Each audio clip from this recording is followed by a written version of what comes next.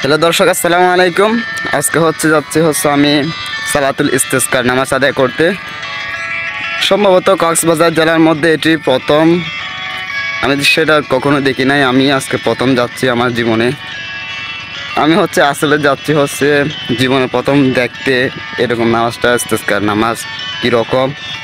যা বৃষ্টির জন্য আদায় করা হয়, এটা নবী করিম সাল্লাল্লাহু আলাইহি ওয়াসাল্লামও করেছেন, আমাদের জন্য যা সুন্নত।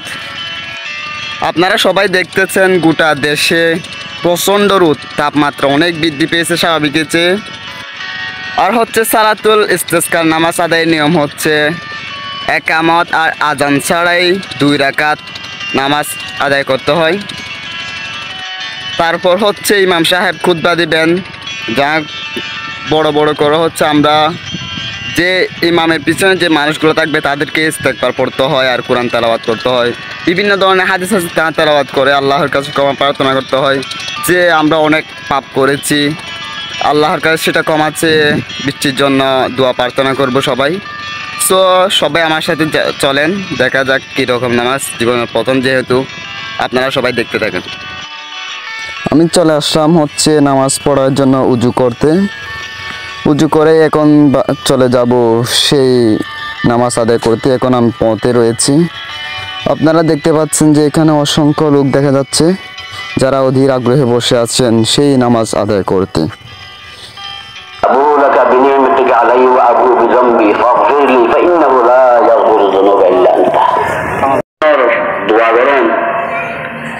যেহেতু আল্লাহর কাছে দোয়া করি বললে, সাহায্য চাই বললে, আল্লাহ এর নিয়ম শিখে দিয়ে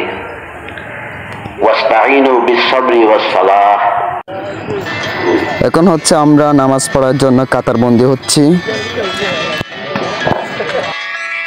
দুঃখিত, আমি আপনাদেরকে কীভাবে নামাজ পড়তেছি সেটা দেখাতে পারি নাই, কারণ আমি নামাজ না পড়ে কীভাবে ভিডিও করব, সেজন্য। আমরা নামাজ পড়েই দেখতে পাচ্ছি যে ইসলামী ছাত্র আন্দোলন বাংলাদেশের পক্ষ থেকে কক্সবাজার শাখা থেকে এখানে মুসল্লিদেরকে শরবত দিচ্ছে। আমি কষ্ট করে 1 কাপ মতো নিয়েছি।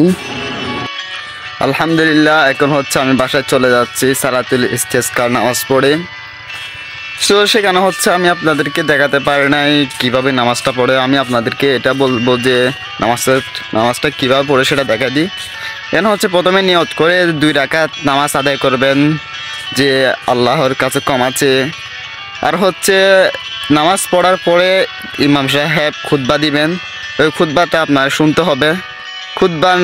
খুতবা শেষ করার পরে আল্লাহর কাছে মনোযোগ সহকারে ক্ষমা প্রার্থনা করবেন আর বৃষ্টির জন্য দোয়া করবেন, আল্লাহর কাছে ক্ষমাচ্ছে। এতটুকু কাজ। সেখানে মনে যে ওখানে যদি প্যান্ডেলের ব্যবস্থা থাকতো তাহলে মনে হয় ভালো হতো। আমি আপনাদের উদ্দেশ্যে এটাই বলবো যে সবাই আল্লাহর কাছে ক্ষমা প্রার্থনা করে আল্লাহর কাছে বৃষ্টি প্রার্থনা করুন। আপনারা দেখতে পাচ্ছেন বাংলাদেশের যে প্রচুর পরিমাণে রোদ পড়তেছে, বৃষ্টি হচ্ছে না। সম্ভবত এটা যদি বেশি দিন থাকে বাংলাদেশের মানুষ অনেক ক্ষতির সম্মুখীন হবে। দেখা যাচ্ছে যে এখানে বিদ্যুতের সংকট দেখা দিচ্ছে, আরও অনেক কিছু হতে পারে। আপনারা সবাই আল্লাহর কাছে ক্ষমা চান, এতটুকু আশা করি। আসসালামু আলাইকুম।